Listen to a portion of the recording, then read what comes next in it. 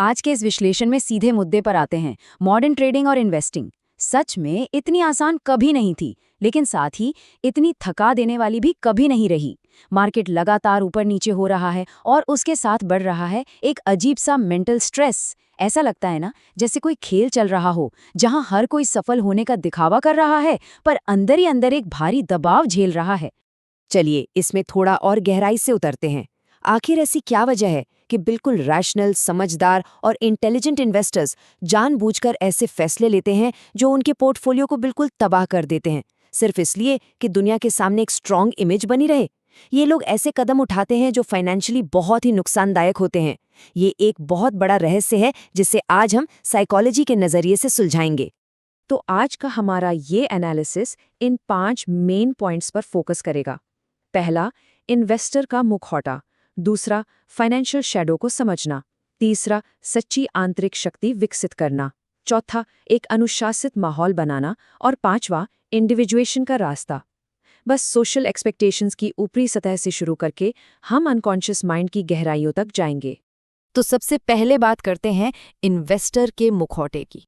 Psychology में एक बहुत ही मशहूर कॉन्सेप्ट है जिसे कार्ल युंग ने पर्सोना कहा था। असल में इन्वेस्टर्स अक्सर ये महसूस करते हैं कि वो एक ऐसी फाइनेंशियल लाइफ जी रहे हैं जिसकी स्क्रिप्ट किसी और ने लिखी है, शायद उनके पेरेंट्स ने, दोस्तों ने या किसी इंटरनेट कम्युनिटी ने।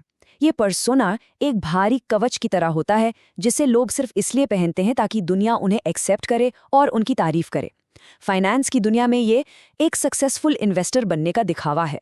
सोचिए, अंदर चाहे कितनी भी घबराहट हो, बाहर एकदम कॉन्फिडेंट मास्क पहनकर मार्केट का सामना किया जा रहा है। इन दोनों चीजों के बीच का फर्क बड़ा दिलचस्प है।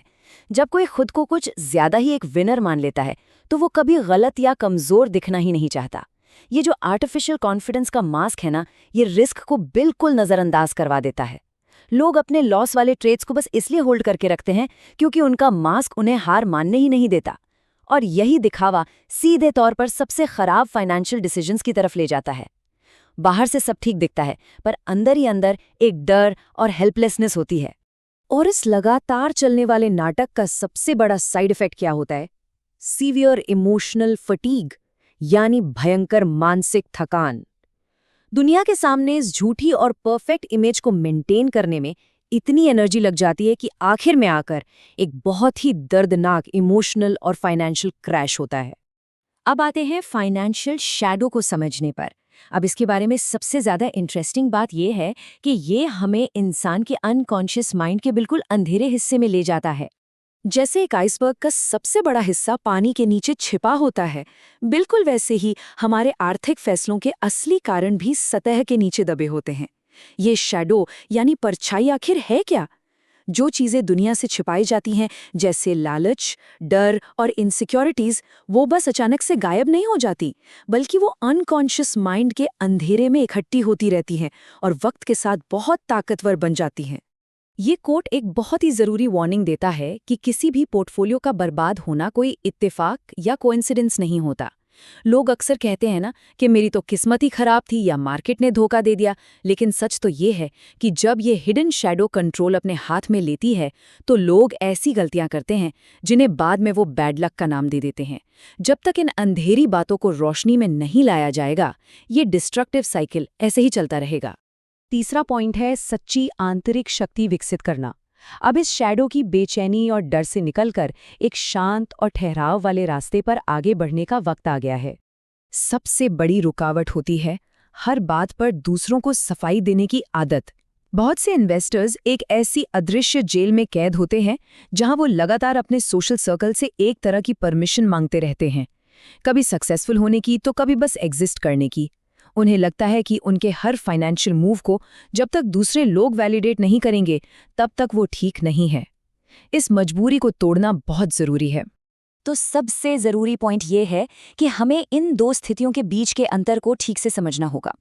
एक तरफ है कलेक्टिव सेल्फ बिट्रेयल, जहां लोग सिर्फ इसलिए अपने खुद के इंस्टिंक्ट्स को दबा देते हैं ताकि कोई उन्हें जज ना करे या वो किसी बने बनाए सांचे में फिट हो सके।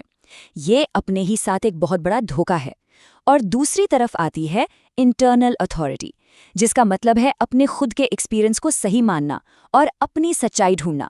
जब एक बार ये साइकोलॉजिकल आज़ादी मिल जाती है तो बाहर वालों की अप्रूवल की कोई ज़रूरत नहीं बचती। चलिए अब इसके प्रैक्टिकल हिस्से पर बात करते हैं, जो है एक अनुशासित माहौल या एनवायरनमेंट बनाना।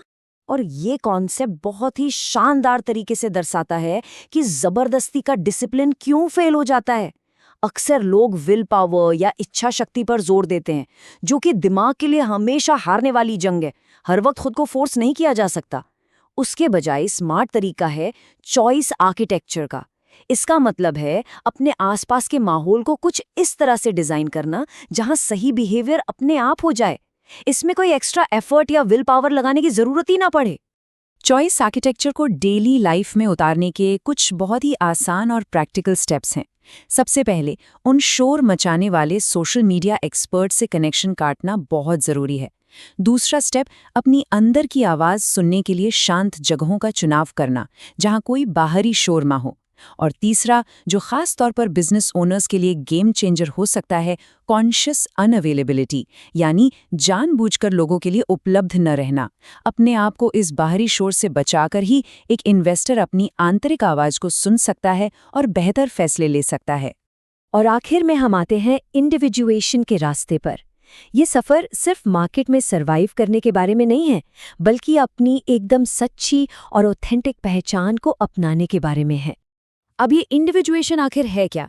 ये एक पूरी तरह से अनोखा और ऑथेंटिक इंसान बनने की प्रक्रिया है, जहाँ पैसा सिर्फ एक ईंधन या फ्यूल की तरह काम करता है, ना कि वो खुद ही कोई आखिरी मंजिल है। सच बताऊं तो किसी और की लिखी हुई लाइफ की स्क्रिप्ट के हिसाब से इन्वेस्ट करना ही सबसे बड़ा रिस्क है। असल दौलत तो इस इंडिविजुएशन के रास्ते पर चलने में ही मिलती है। जो लोग इन साइकोलॉजिकल कॉन्सेप्ट्स को सीरियसली अप्लाई करना चाहते हैं, उनके लिए सोर्स मटेरियल में 2 कमाल के प्रैक्टिकल टूल्स दिए गए हैं। पहला है बियॉन्ड द शैडो, जो इन सभी डीप कॉन्सेप्ट्स को प्रैक्टिकली मैप करने में मदद करता है, और दूसरा है डायलॉग्स विद द अनकॉन्शियस, जो रियल वर्ल्ड में इन थियरीज को टेस्ट करने के लिए एक 30 दिन की प्रैक्टिकल गाइड है। चलिए आगे बढ़ते हैं और देखते हैं कि ये सब आपस में कैसे जुड़ता है। इस पूरी जर्नी का प्रोसेस कैसा दिखता है। सबसे पहले अपने उस झूठे फाइनेंशियल मुखौटे को पहचानना और उसे एक नाम देना, क्योंकि जब तक हम उसे नाम नहीं देंगे उसे उतार भी नहीं पाएंगे। उसके बाद आती है अपनी शैडो को स्वीकार करना, फिर एक सही चॉइस आर्किटेक्चर डिजाइन करना, और फाइनली अपनी ट्रू इंटरनल अथॉरिटी यानी आंतरिक शक्ति को क्लेम करना। इस पूरे एनालिसिस के बाद सबसे पावरफुल स्टेटमेंट जो बनता है वो है, मैं अपनी शांति चुनता हूं। ये एक तरह से अपनी आज़ादी का ऐलान है। तो सवाल यह है कि आखिर वो कौन सा दिखावटी फाइनेंशियल रोल है जिसे अब पूरी तरह से पीछे छोड़ने का वक्त आ गया है। जब कोई वाकई अपनी शांति और असली पहचान को चुनता है, तभी वो असल में अमीर होता है। तो क्या अब उस मास्क को हमेशा के लिए उतार फेंकने का वक्त नहीं आ गया?